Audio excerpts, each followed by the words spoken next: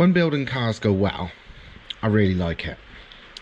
When things go to shit, I really fucking hate it. And things generally don't go to shit with my stuff because, you know, I'm careful and I know what I'm doing.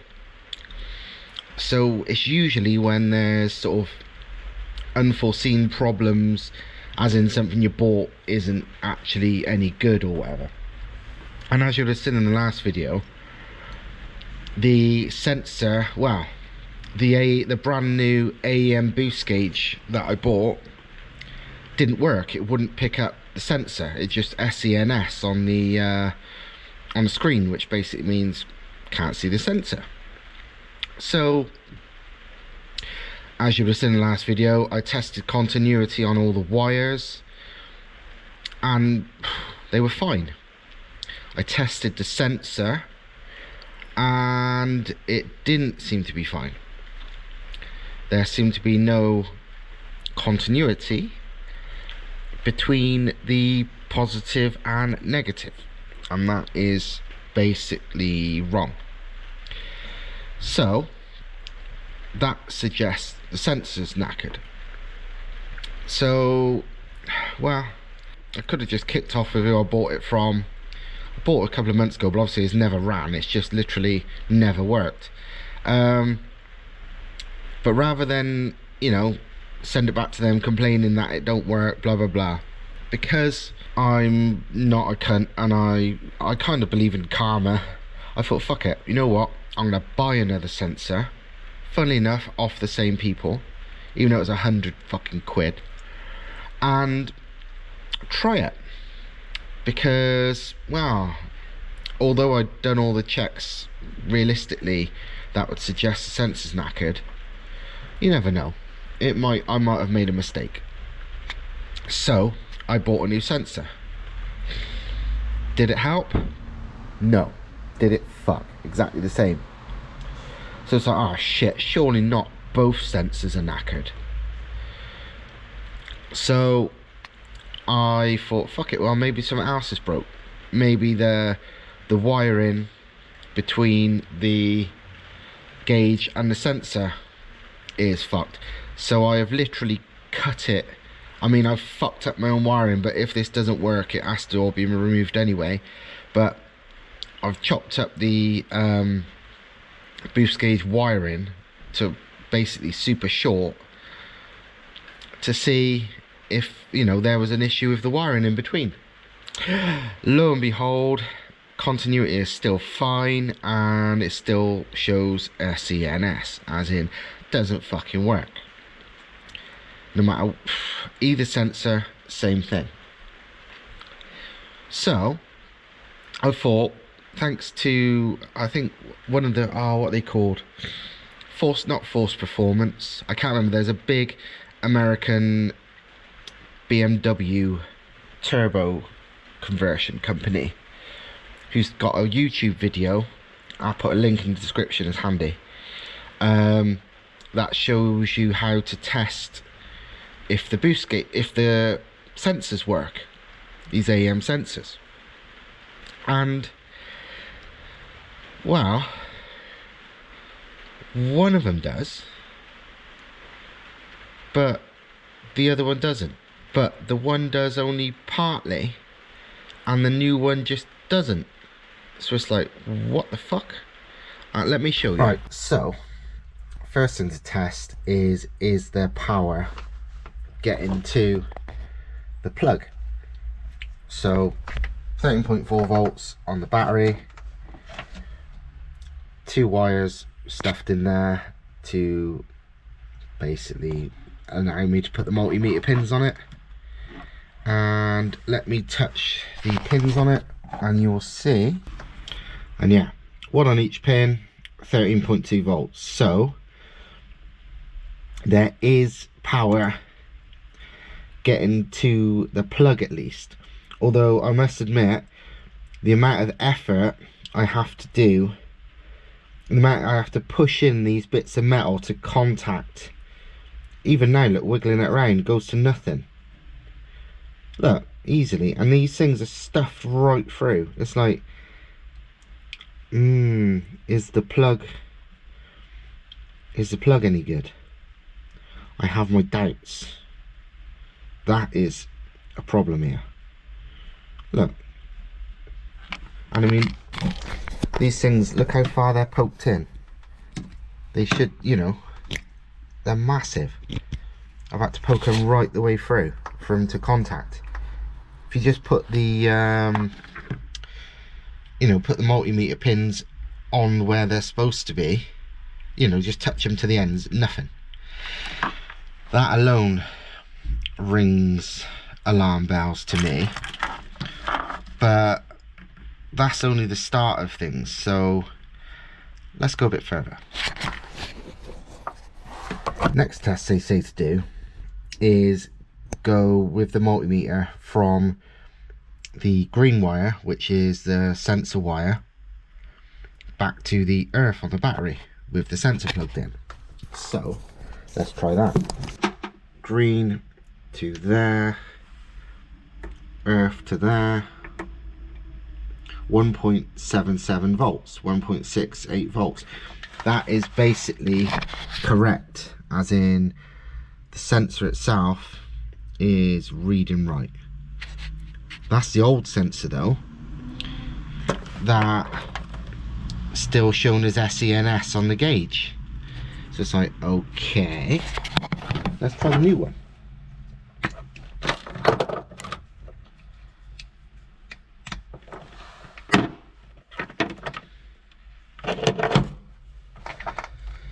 Same again.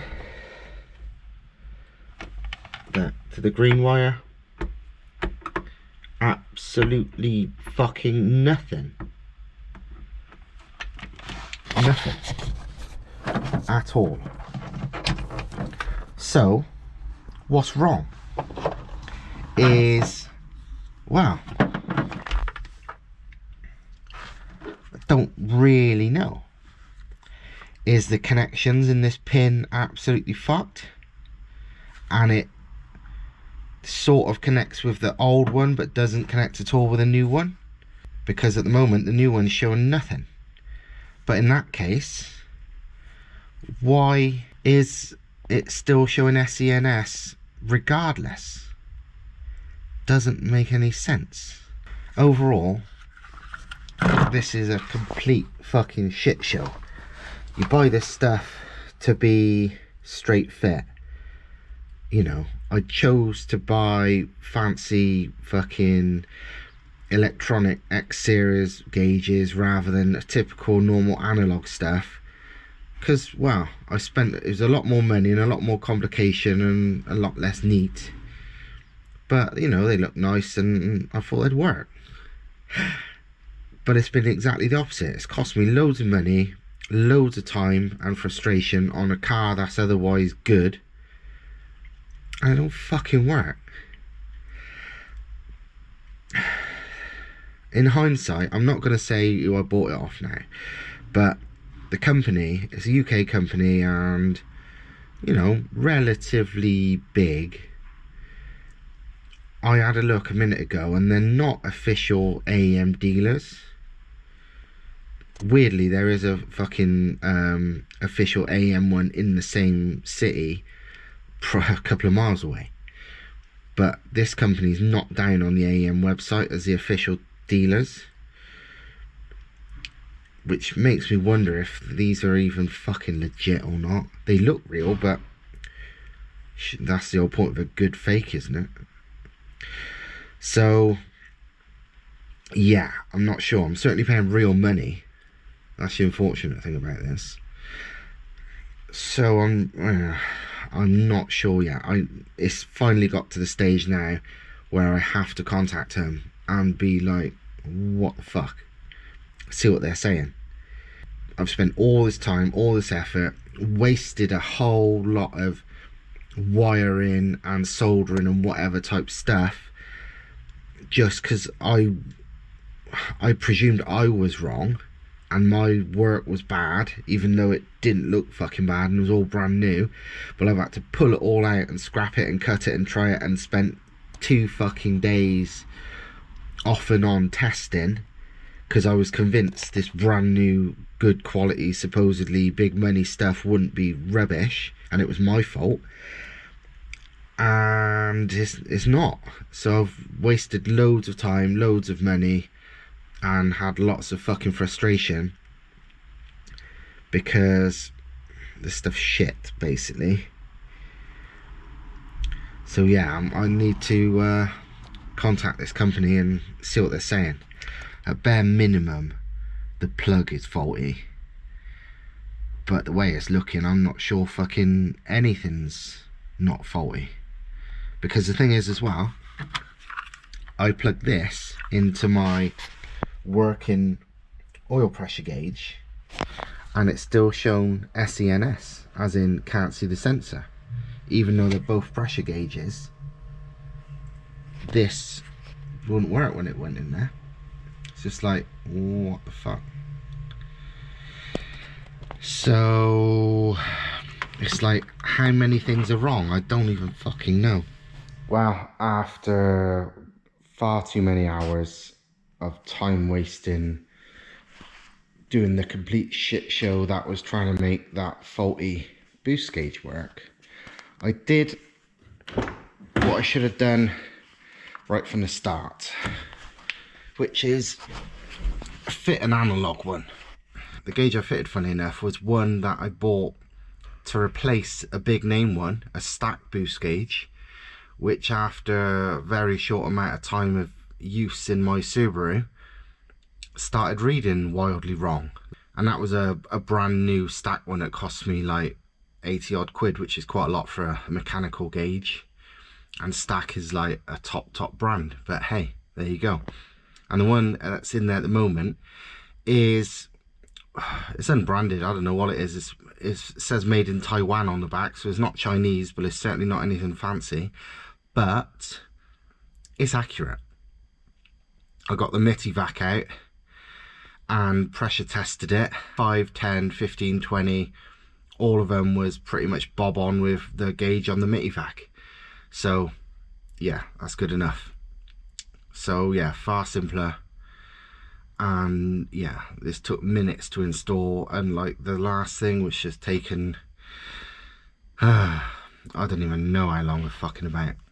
But hey, done now. As you also might be able to see, I gave the inside a quick hoover out of the 20 odd years of dust and crap that was in here. So it's, yeah, it's really tidy, this car, considering it's been, I know it's a Jap import, but it's been in the UK most of its life still. I think it was imported to the UK when it's only 3 years old, 4 years old, but it's very clean. But hey, another thing I've done is I have made the gear shifter 100 times more precise and rigid. Basically, this is a standard setup. This is made of plastic, and it is super hard plastic, but, and you won't know this if you had the center console still fitted, you only notice it when it's off, it has got a hell of a lot of movement as standard, like ridiculous amount of movement. And the reason is it's been designed like that. What it is there's aftermarket conversions that make like fancy stainless steel versions of this, which is like super rigid and gives a much better shift and all this crap. But the simple solution, which has pretty much exactly the same result, just not quite as pretty, is to do what I've just done, and that is to take the little metal spacer out of the 4 mounting bolts. Basically, it's got a metal spacer which prevents the bolts from squeezing down on the rubber bush as hard as they possibly could, allowing movement. It must be done on purpose by Toyota to minimize sort of vibration through the gear shifter or something from the factory, and it makes it super floppy. I mean, for example, I unbolted two bolts off one side, and it allowed this, even with the other two done up fully, to be tilted over with no effort at all, where this side was like that high up in the air, like 2 inches or so. It's like, shit me, it's soft. And as soon as I took the spacers out of this side, bolted it back down, when I undid the other side, I couldn't even lift it like more than about a centimetre. It got that hard already just from doing one side. So you got to make sure you've got all 4 bolts loose and take them all out at once. And then now it is rigid, proper.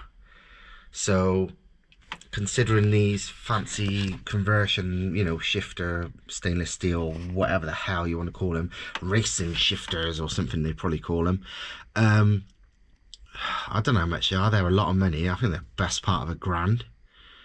But this cost me nothing and took all of 5 minutes.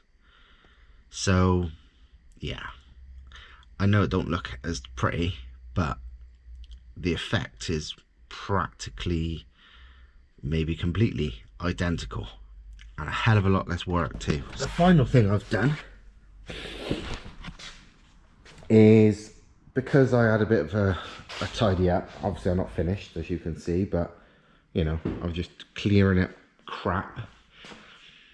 I've modified the oil catch tank setup again slightly.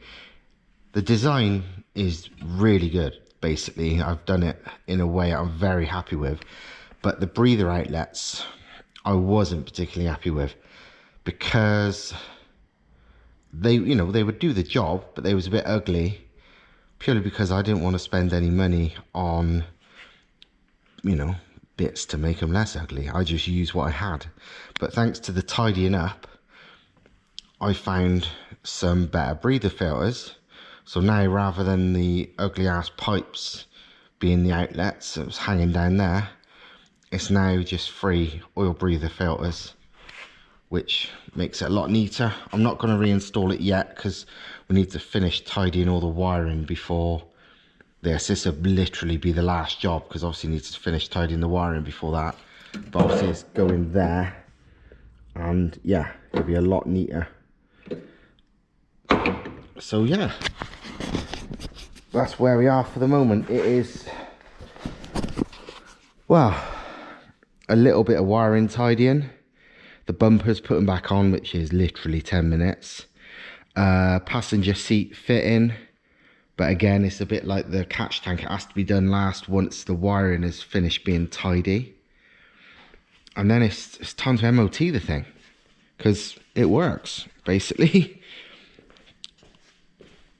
So I don't really, I know there's no action in this video. It's mostly just been showing the fucking nightmare joke of these faulty for new boost gauge bollocks, but it's practically done. So I just need to get it legal, and then from then on it's action, action, action.